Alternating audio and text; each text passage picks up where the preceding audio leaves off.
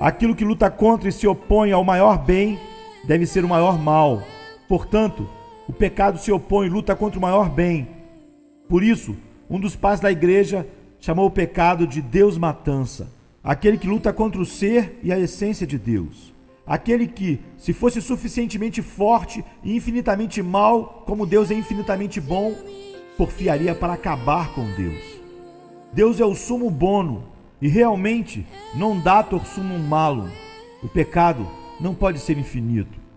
Se o pecado fosse tão mal quanto Deus é bom, isto é, adequada e proporcionalmente, se fosse infinitamente mal como Deus é bom, o pecado seria difícil demais para Deus perdoar. Seria difícil demais para Deus subjugar, difícil demais para Deus vencer. O pecado se empenharia em vencer Deus. Realmente, há mais mal no menor pecado do que há de bom em qualquer um dos anjos do céu. Por isso, o pecado conquistou-os, espoliando toda a bondade deles, tornando-os demônios. O que não aconteceria se o bem existente neles tivesse sido maior do que o mal do pecado. Contudo, ele não é capaz de conquistar Deus, de vencê-lo. Há mais bem em Deus do que mal em 10 milhares de infernos de pecado. E por isso ele não pode vencer o poder de Deus, a misericórdia de Deus, a santidade de Deus. Ainda assim, ele batalha e faz complô contra Deus continuamente, reúne todas as forças contra ele e vem em campo aberto desafiá-lo todos os dias. E não somente isso, quando expulso do campo aberto pelo poder de Deus e suas ordenanças, então o pecado tem fortalezas, como diz o apóstolo em 2 Coríntios 10:4, e a partir delas luta e se opõe a ele. Usa sua concupiscência contra ele, sua vontade contra ele, seu coração se levanta contra ele. Quando o pecado é expulso do campo, ainda leva um longo tempo até que seja expulso da fortaleza. Quando ele na prática é vencido e conquistado, mesmo assim, na afeição, é difícil de ser vencido. A oposição que há entre Deus e o seu coração pecaminoso é difícil de ser vencida. Custará a você muitas batalhas, muitos assaltos, até que possa vencê-lo em suas fortalezas, vencê-lo em seu coração.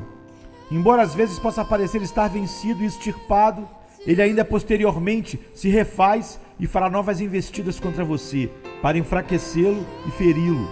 Ora, aqui está a malignidade, a maligna e venenosa natureza do pecado. Embora Deus o tenha conquistado, contudo ele nunca foi enfraquecido. Ele ainda irá agir contra Deus e expelir seu veneno. Temos um exemplo disso no ladrão sobre a cruz.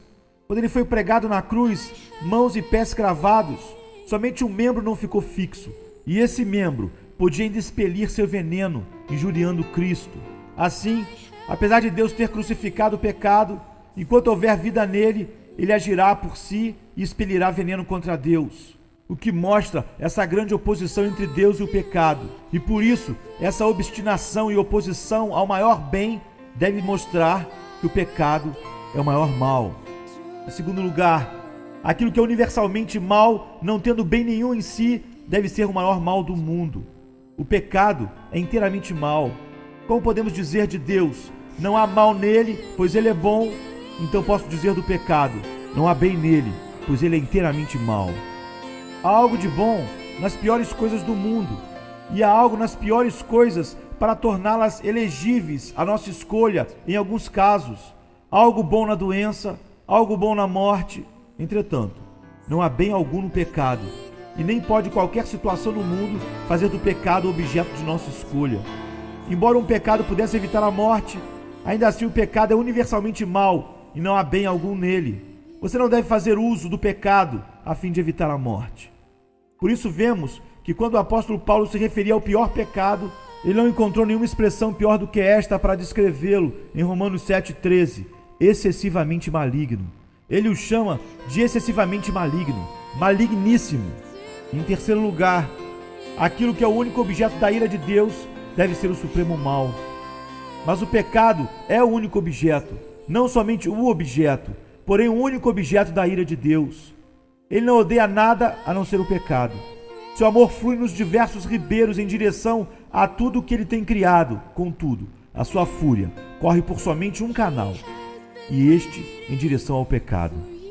Se o homem fosse feito o centro de todos os outros males no mundo, Deus ainda assim poderia amá-lo se o pecado não estivesse nele. Se existe uma confluência de todos os outros bens, saúde, beleza, riqueza, aprendizado e tudo mais, Deus o abomina se existir pecado nele.